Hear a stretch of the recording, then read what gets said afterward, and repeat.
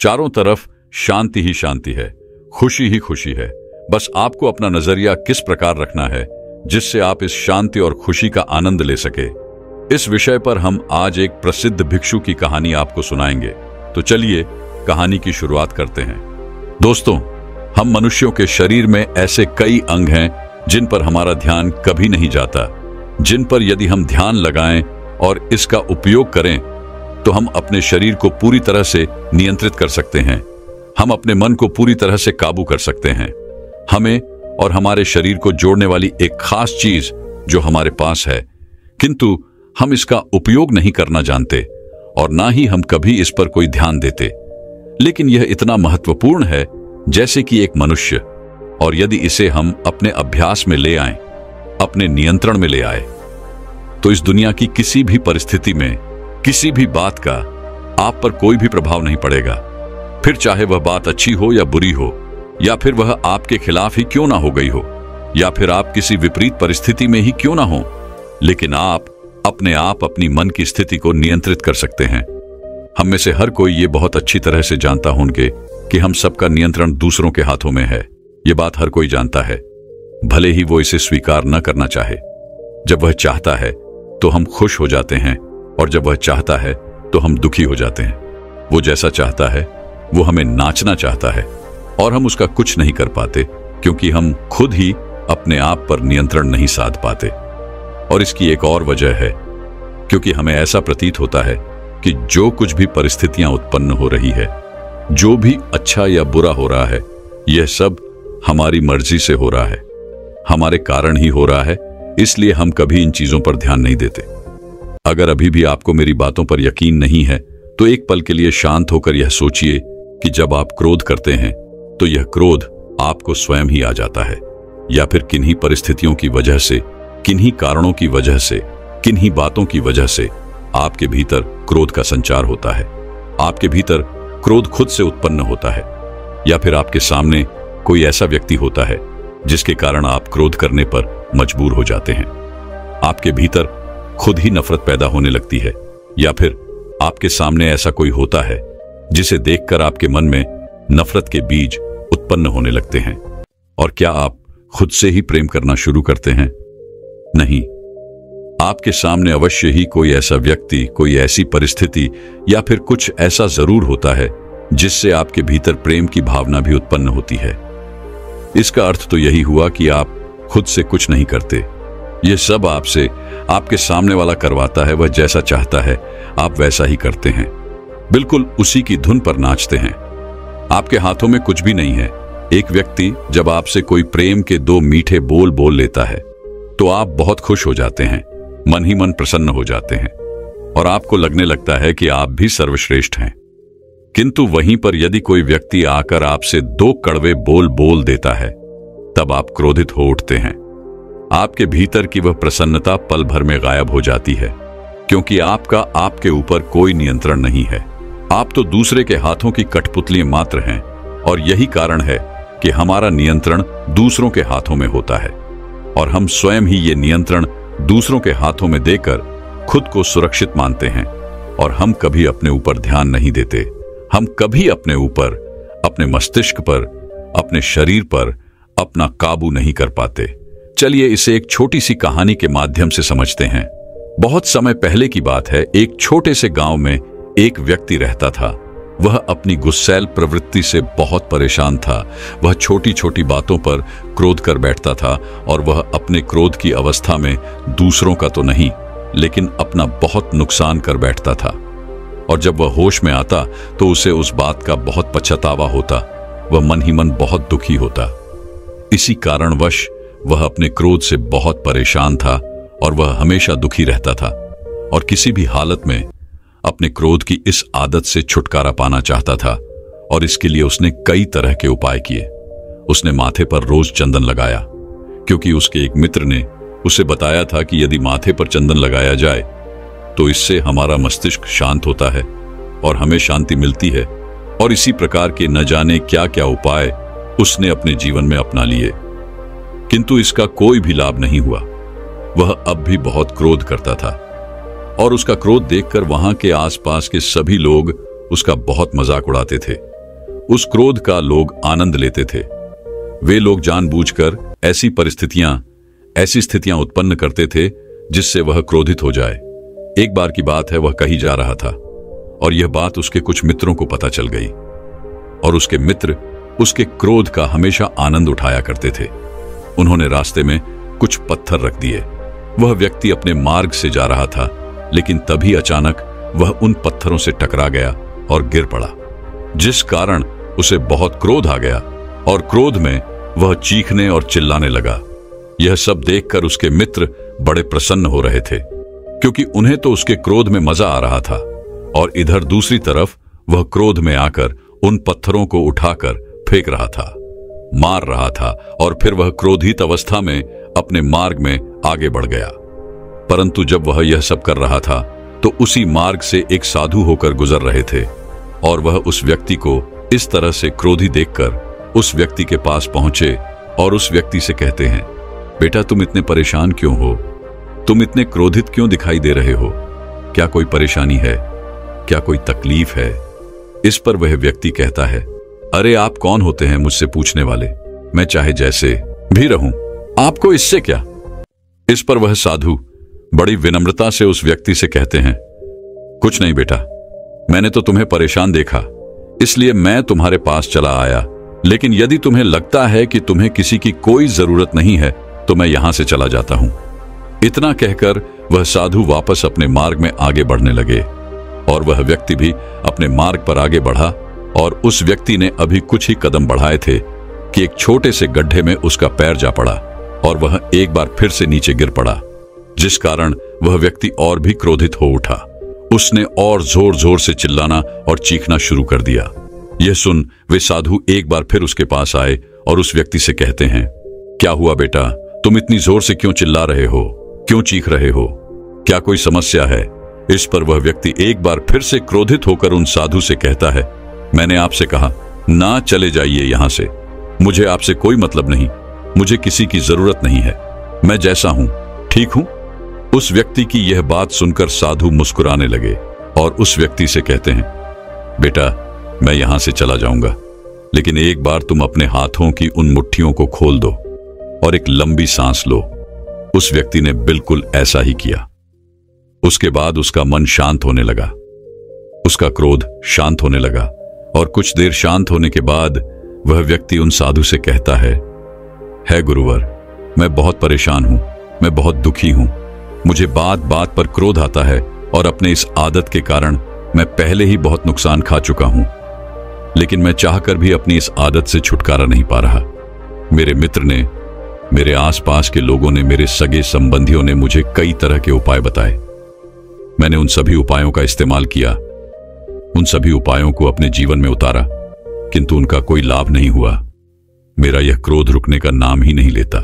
साधु उस व्यक्ति से कहते हैं, अच्छा तो तुम्हें क्रोध आता है? तो ठीक है, अभी और इसी वक्त मुझे क्रोध करके दिखाओ। उन साधु की यह बात सुनकर वह व्यक्ति थोड़ा सा अचंभित हो जाता है और उन साधु से कहता है गुरुवर, आप यह क्या कह रहे हैं? मैं अपने क्रोध के कारण ही तो परेशान हूं और आप मुझे क्रोध करने के लिए कह रहे हैं। इस पर वे साधु कहते हैं, हाँ, मैं तुम्हें क्रोध करने के लिए ही कह रहा हूं, मैं तुम्हारा क्रोध देखना चाहता हूं। तभी वह व्यक्ति उन साधु से कहता है गुरुवर, किंतु मुझे इस वक्त गुस्सा नहीं आ रहा। इस पर वह साधु कहते हैं, ठीक है कोई बात नहीं, तुम मेरे साथ चलो, मेरे आश्रम में तुम अगले 10 दिन तक मेरे साथ ही रहना, क्योंकि मैं यह देखना चाहता हूं कि आखिर तुम क्रोध कैसे करते हो और तुम्हारा क्रोध कितना भयंकर है। वह व्यक्ति उन साधु की यह बात सुनकर कुछ देर के लिए सोच विचार में पड़ गया और वह कुछ देर सोच विचार करने के बाद उन साधु के साथ चलने के लिए तैयार हो जाता है। वह अगले 10 दिन उन साधु के साथ उस आश्रम में रहने के लिए तैयार हो जाता है और वह साधु उस व्यक्ति को लेकर अपने आश्रम पहुंचते हैं, जहां चारों तरफ हरियाली थी, शांति थी, ठंडी ठंडी हवाएं बह रही थी।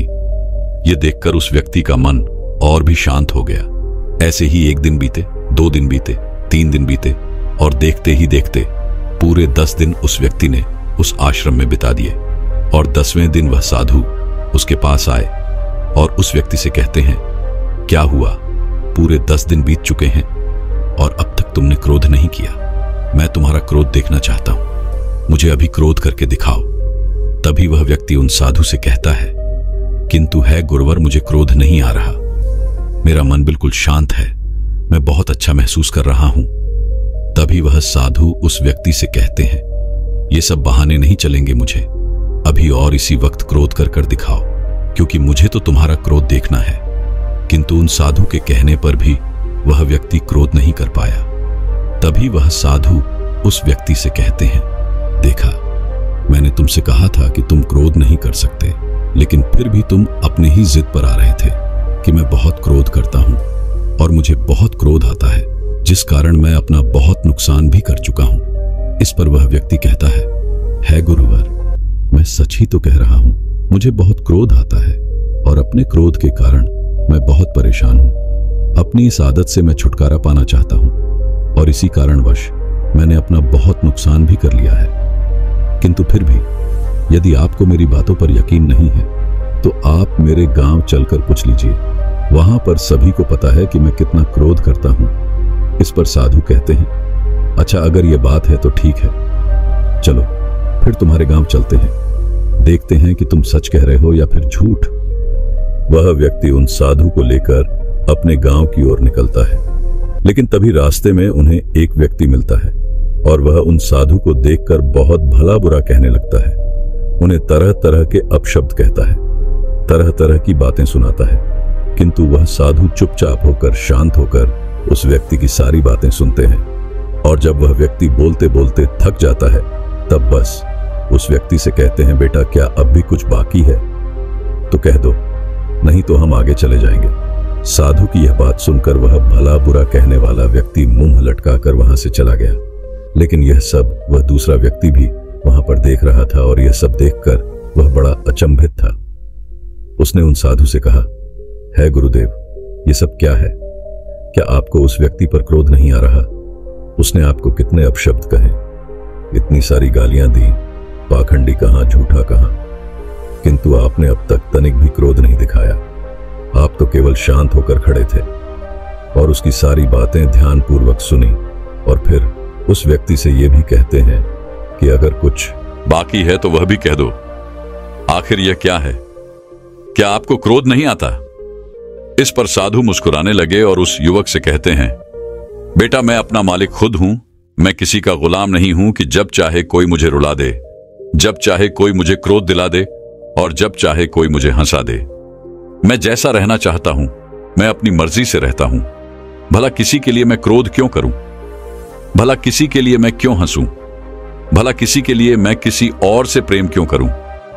तभी वह व्यक्ति उन साधु से कहता है, किंतु है गुरुदेव, मैंने तो यही देखा है कि यहां पर सभी लोग एक दूसरे के कारण ही क्रोध करते हैं, एक दूसरे से प्रेम करते हैं, दया, नफरत, सब कुछ किसी दूसरे के कारण ही तो करते हैं, और मैं भी तो यही करता हूं। इस पर वह साधु उस व्यक्ति से कहते हैं, बेटा, यही तो समस्या है कि हमें पता ही नहीं है, हम अनजाने में किसी दूसरे के गुलाम बन बैठे हैं और वह जैसा चाहता है हम वैसा ही अपना जीवन जीते हैं। जब वह चाहता है तो हम हंसते हैं, जब वो चाहता है तो हम रोते हैं, जब वो चाहता है तो हम क्रोध करते हैं और जब वो चाहता है तो हम प्रेम भी करते हैं, क्योंकि हमारा खुद पर कोई भी नियंत्रण नहीं है। इस पर वह व्यक्ति उन साधु से बड़ी अचरजता से पूछता है गुरुवर, हमारे ऊपर नियंत्रण भला कैसे होगा? तभी वह साधु उस व्यक्ति से कहते हैं, बेटा, हमारा जन्म हमारी सांसों के साथ ही होता है और हमारी मृत्यु भी हमारे सांसों के साथ ही हो जाती है। हम जीवन भर सांस लेते हैं और यही सांस हमारे शरीर को और हमें जोड़े हुए हैं, हमारे मन को हमारे साथ जोड़े हुए हैं। हमारे सारे विचार हम इन्हीं सांसों के माध्यम से एक दूसरे से जुड़े हुए हैं। औरतों और हमारे शरीर के साथ भी कुछ ऐसा ही होता है, जो अपनी सांसों को साथ देता है, उसका खुद पर नियंत्रण हो जाता है। इस पर वह व्यक्ति उन साधु से कहता है गुरुवर, पर यह कैसे संभव है? भला हमारे क्रोध का हमारी सांसों से क्या लेना देना? हमें तो क्रोध किसी और के कारण आता है कि नहीं, परिस्थितियों के कारण आता है। फिर इसमें हमारी सांस का क्या महत्व? तभी वह साधु उस व्यक्ति से कहते हैं, बेटा, तुम अपने घर जाओ और जब भी तुम्हें कोई क्रोध दिलाने का प्रयास करे, तब मेरी एक बात याद रखना, उस वक्त, उस परिस्थिति में तुम्हें अपनी सांसों पर ध्यान रखना होगा। वह तेज नहीं चलनी चाहिए, उन्हें हमेशा सामान्य रखने का प्रयास करना, और उसके बाद तुम चाहो तो क्रोध कर सकते हो। उस व्यक्ति ने उन साधु की बात मान ली। उस व्यक्ति ने उन साधु को प्रणाम किया और अपने घर की ओर निकल गया। रास्ते में उसे उसके कुछ मित्र मिले जो उसे क्रोध दिलाना चाहते थे। वह उसे अपशब्द कह रहे थे, तरह तरह की बातें सुना रहे थे ताकि वह व्यक्ति क्रोध करे, और वह उसका आनंद उठाया। पर उस व्यक्ति को अपने गुरु की बात याद थी। उसने अपनी सांसों पर ध्यान बनाए रखा और तभी उसने अनुभव किया कि उसकी सांसें तेज हो रही हैं। उसने अपनी सांसों पर नियंत्रण करना शुरू किया, उन्हें सामान्य रखने का प्रयास किया, और धीरे धीरे उसने अपनी सांसों को सामान्य कर लिया। और उसके बाद वह क्रोध तो करना चाहता था, लेकिन चाहकर भी वह क्रोध न कर सका। यह बदलाव देखकर वह बहुत प्रसन्न हुआ और वह तुरंत ही उन साधु के पास वापस लौटा।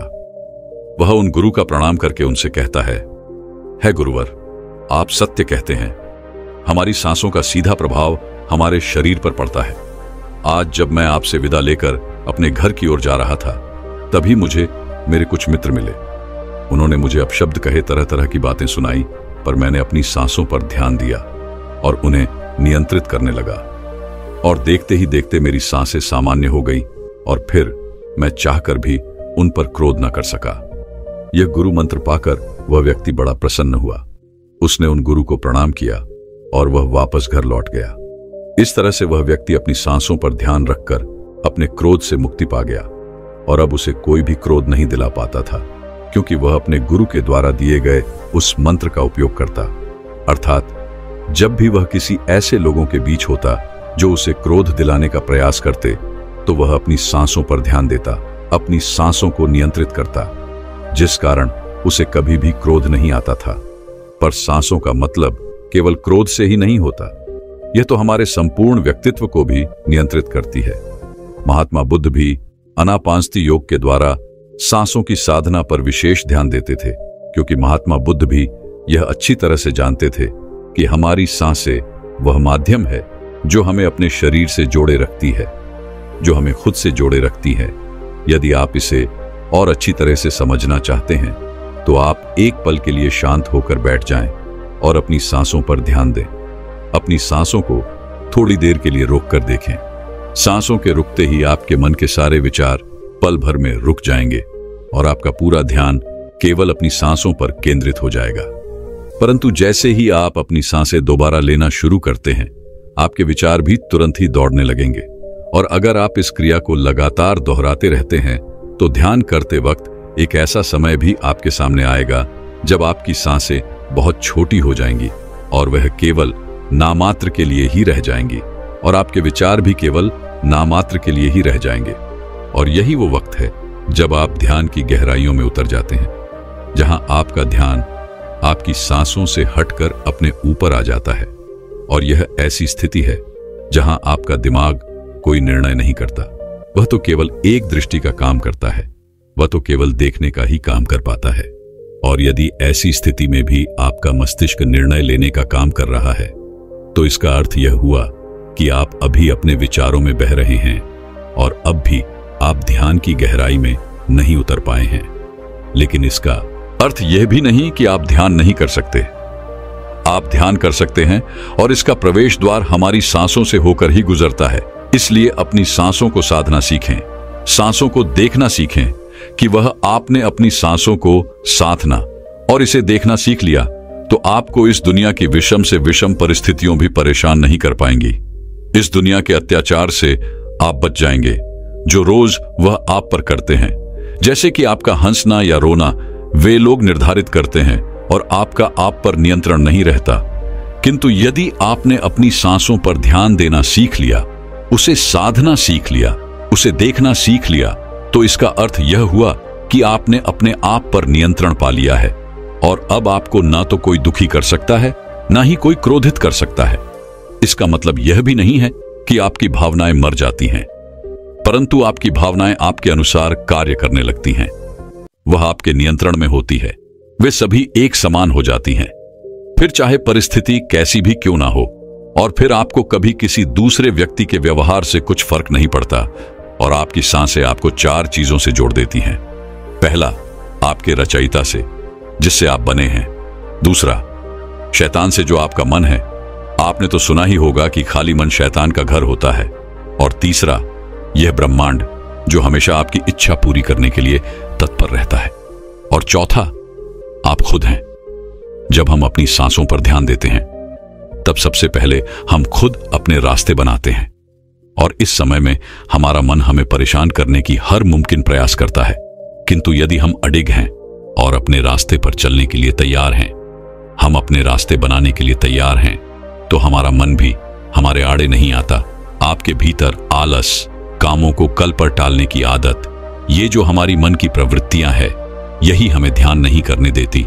और ये सब होने के बाद भी यदि आपका संकल्प जाग गया और आपने फिर भी ध्यान करने का हर मुमकिन प्रयास किया, तब ब्रह्मांड और शैतान एक साथ सक्रिय हो जाते हैं, क्योंकि वह आपका मन ही है जो आपकी कमजोरियों को जानता है।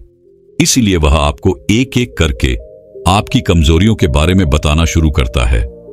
वह आपके सामने आपकी कमजोरियां दिखाता है, और ठीक उसी समय पर यह ब्रह्मांड भी सक्रिय होता है, जो आपके लिए रास्ता बनाता है, ताकि आप अपने मार्ग पर आगे बढ़ सकें, अपने मन को हराकर ध्यान में उतर सकें और आप इस माया जाल से बाहर निकल सकें। लेकिन अधिकांश लोग इसी चंगुल में फंस जाते हैं, क्योंकि यह ऐसा मार्ग है जहां पर सत्य से ज्यादा भ्रम पैदा होता है, छल पैदा होता है। लेकिन जो व्यक्ति इस दुर्दशा मार्ग को पार करने में सक्षम हो जाता है, उसके सामने ये ब्रह्मांड और ये शैतान दोनों नतमस्तक हो जाते हैं। और जैसे ही ये आपके सामने नतमस्तक होते हैं, आपकी पहचान खुद से होती है, आप खुद को जान पाते हैं, और इसके बाद प्रकट होता है रचयिता। और जब रचयिता प्रकट होता है तो व्यक्ति मिट जाता है और वह रचयिता में विलीन हो जाता है। हालांकि ये जो सारा ज्ञान, ये जो सारी बातें मैं आपको बता रहा हूं, हो सकता है कि इससे आपका दिमाग भ्रमित हो रहा हो, आपका मस्तिष्क अधिकांश बातों को स्वीकार ना कर रहा हो। और यह बिल्कुल वैसा ही है जैसा कि ये 5वीं क्लास के बच्चे को आप 12वीं क्लास की किताबें समझा रहे हो, उसके सूत्र बता रहे हैं, और वह बच्चा केवल अपनी आंखों को बड़ा करके आपको देखवा सकता है, आपकी बातों की कल्पना कर सकता है कि आप जो कह रहे हैं उसका क्या अर्थ होगा और जो होने वाला है वह क्या होगा। किंतु अब भी वह तो केवल 5वीं क्लास की बातें ही जानता है, इसलिए वह चाहे कितनी भी कल्पना क्यों ना कर ले, उसे अब भी 12वीं क्लास की जगह पर 5वीं क्लास की ही चीजें नजर आएंगी, 5वीं क्लास का ध्यान ही नजर आएगा, क्योंकि अब भी वो उतना ही जानता है, क्योंकि अब भी उसे उतना ही ज्ञान है। किंतु अगर उसे सही स्थिति में जाना है और उस ज्ञान को अर्जित करना है, तो उसे साल दर साल पढ़ते हुए आगे बढ़ते जाना होगा और 12वीं क्लास तक पहुंचना होगा। तब वह सच वह जान पाएगा कि वह क्या ज्ञान था, वह सूत्र क्या थे और उन सूत्रों से उसे क्या लाभ मिलता है। दोस्तों, मैं जानता हूं कि हो सकता है कि आप मेरी बात पूरी तरह से समझ ना पाए हों, लेकिन यदि आप इसी मां से होकर गुजरेंगे तो आपको भी उस स्थिति तक पहुंचना होगा। तभी आप ये सब कुछ समझ पाएंगे जो मैं आपसे कहने का प्रयास कर रहा हूं। तो दर्शकों, चलिए अब कर्मों का फल वापस लौटकर जरूर आता है, इस विषय पर अगली रोचक कहानी की शुरुआत करते हैं। दोस्तों, बहुत समय पहले की बात है, एक छोटा सा राज्य था। उस राज्य के एक कस्बे में एक पुराना मठ था और वहां पर एक बौद्ध भिक्षु रहा करते थे। उनके कई सारे शिष्य थे। वे सभी उन बौद्ध भिक्षु से बौद्ध धर्म का ज्ञान लिया करते थे। एक दिन की बात है, उन बौद्ध भिक्षु के मन में यह विचार आया कि क्यों न मैं अपने सभी शिष्यों की परीक्षा लूं। इसलिए उन्होंने सभी शिष्यों को अपने पास बुलाया। सब शिष्य उन बौद्ध भिक्षु के कहने पर एक जगह इकट्ठा हो गए, लेकिन किसी को यह नहीं पता था कि आखिर उन्हें उनके गुरु ने एक साथ क्यों बुलाया है। हर कोई एक दूसरे से यह जानने का प्रयास कर रहा था कि आखिर गुरु ने उन्हें यहां पर क्यों बुलाया है, लेकिन किसी को यह बात नहीं पता थी कि आखिर क्या बात है। तभी वहां पर वो बौद्ध भिक्षु आए। उन्होंने अपने सभी शिष्यों से कहा, मेरे प्रिय छात्रों, जैसा कि आप देख सकते हैं, मैं बूढ़ा हो चुका हूं और अब मेरे अंदर उतनी शक्ति नहीं है। अब मेरे हाथ पैर भी पहले जैसे काम नहीं कर पाते। इसलिए अब मैं मठ के खर्च के लिए धन भी नहीं जुटा पा रहा हूं। मैंने आपको पैसे के लिए कभी काम करना नहीं सिखाया, लेकिन हमें इस मठ को चलाने के लिए पैसे की जरूरत तो पड़ती ही है, और इस मठ को चलाने के लिए हमें धन तो इकट्ठा करना ही होगा। ये सारी बातें वहां पर उपस्थित हर एक छात्र अपने गुरु की बात और भी ध्यानपूर्वक सुनने लगा। सबकी नजरें उन बौद्ध भिक्षु पर थीं। तभी आगे वो बौद्ध भिक्षु अपने सभी छात्रों से कहते हैं, शिष्यों, जैसा कि आप सभी जानते हैं, हमारा मठ शहर के करीब है और यह शहर अमीर लोगों से भरा हुआ है, जिनके पास धन की कोई कमी नहीं है। इसलिए मैं यह चाहता हूं कि आप सभी शहर जाएं और उन अमीरों का अनुसरण करें, उन्हें देखें, उन्हें समझें। वह कब कहां आते जाते हैं, वो क्या करते हैं, वो किस तरह से धन कमाते हैं, और जब उनका ध्यान ना हो और कोई तुम्हें ना देख रहा हो, तब आप उनसे वह धन चोरी कर लें। यदि आप सभी ऐसा कर सकते हैं तो हमारे पास अपने स्कूल को जीवित रखने के लिए पर्याप्त धन होगा और हमारा यह मठ और भी मजबूत हो पाएगा। अपने गुरु के मुख से यह सुनकर वहां पर उपस्थित हर एक शिष्य दंग हो चुका था, हैरान रह गया था कि आखिर गुरुवर यह क्या कह रहे हैं। हमें तो हमारे गुरुवर ने हमेशा एक ही बात सिखाई है कि हमें कभी चोरी नहीं करनी चाहिए, चोरी करना तो गलत बात है। तभी उनमें से एक शिष्य खड़ा होकर अपने गुरु से कहता है, हे गुरु, पर आप ही ने तो हमें सिखाया है कि चोरी करना गलत बात है, और आप ही आज हमें चोरी करने के लिए कह रहे हैं। इस पर बौद्ध भिक्षु अपने सभी छात्रों को जवाब देते हुए कहते हैं, वास्तविकता में चोरी करना गलत बात है और मैंने तुम लोगों को हमेशा यही सिखाया है, लेकिन इसीलिए तो मैं कह रहा हूं कि जब आपको कोई ना देख रहा हो तब आप उनसे वो धन चुरा लीजिए, और ऐसा करने से आपको कोई नहीं देख पाएगा और आप चोर भी साबित नहीं होंगे और ना ही आपकी चोरी पकड़ी जाएगी। जब आपको कोई देख ही नहीं पाएगा तो वो आपको चोर कैसे साबित करेगा। यह सुनकर हर कोई हैरान था, आश्चर्यचकित था कि आखिर उनके मास्टर को आज हो क्या गया है। वे सभी एक दूसरे को घबरा कर देख रहे थे। उन्हें कुछ भी समझ नहीं आ रहा था कि उनके गुरु उनसे क्या कहना चाहते हैं, जो गुरु उन्हें हमेशा ये सिखाया करते थे कि सत्य की राह पर चलो, झूठ मत बोलो, चोरी मत करो। आज वही उनसे चोरी करने के लिए क्यों कह रहे हैं। लेकिन हर कोई खामोश था और कोई शिष्य अपने उन गुरुओं की बात को टालना नहीं चाहता था। सबके मन में केवल एक ही प्रश्न था कि आखिर हम चोरी कैसे करेंगे। हमें तो चोरी करनी नहीं आती, यदि हम पकड़े गए तो क्या होगा, लोग हमें मार मार कर हमारी हालत खराब कर देंगे। ये सब सोचकर हर कोई बहुत परेशान था, बहुत चिंतित था, घबराए हुए था। तभी वो बौद्ध भिक्षु अपने सभी शिष्यों को आदेश देते हुए कहते हैं, आप सभी जा सकते हैं, लेकिन याद रखिएगा कि चोरी करते वक्त आपको देखा नहीं जाना चाहिए। आपको कोई ना देख रहा हो तभी आप चोरी कीजिएगा। अपने गुरु की आज्ञा पाकर वे सभी शिष्य घबराए हुए चुपचाप अपनी अपनी जगह से उठने लगे और मठ से बाहर जाने लगे। जब एक एक करके सभी लोग उस मठ से बाहर निकल गए, तभी वो बौद्ध भिक्षु पीछे से खड़े होकर उन सभी को देख रहे थे। लेकिन जब वह बौद्ध भिक्षु अचानक पीछे मुड़कर देखते हैं, एक छोटा शिष्य उस कमरे के कोने में चुपचाप खड़ा था। तभी वो बौद्ध भिक्षु उस छोटे शिष्य को अपने पास बुलाते हैं और उसे कहते हैं, क्या हुआ, आप दूसरे के साथ क्यों नहीं गए? क्या आपको मेरी बात समझ नहीं आई, या आप चोरी करने से डर गए हैं? क्या आप हमारे इस मठ को नहीं बचाना चाहते? क्या आप इस मठ को बचाने में अपना योगदान नहीं देना चाहते? इस पर वह शिष्य उन गुरु से कहता है, हे गुरुवर, मैं अपने इस मठ को बचाना चाहता हूं।